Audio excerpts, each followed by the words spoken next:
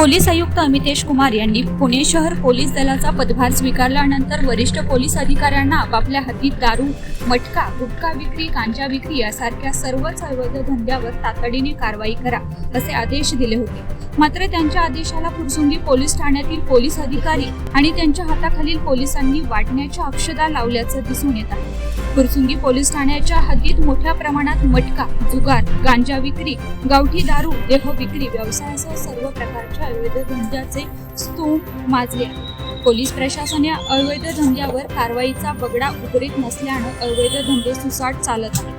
दरम्यान फुरसुंगी गावातील कामठेआळीकडे जाणाऱ्या रस्त्याच्या जवळ एक विहीर आहे। त्या विहिरीजवळ चव्हाण नावाचा व्यक्ती आणि त्याच्या बहिणी खुलेआम हातभट्टी दारू विक्री करीत आहेत। या धंद्यावर दारू विक्रीचा आणि माल दुचाकीवरून घेऊन येत असल्याचा व्हिडिओ पुणे प्राईम न्यूजच्या हाती लागलाय।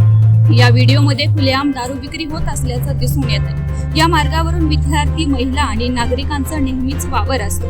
मात्र पोलीस प्रशासनाकडून कोणतीही कारवाई होत नसल्याचं नागरिकांच्या सुरक्षेचा प्रश्न ऐरणीवर आलाय। त्यामुळे अवैध धंदे जोमात तर पोलीस प्रशासन कोमात अशी म्हणण्याची वेळ सर्वसामान्य नागरिकांवर आली आहे।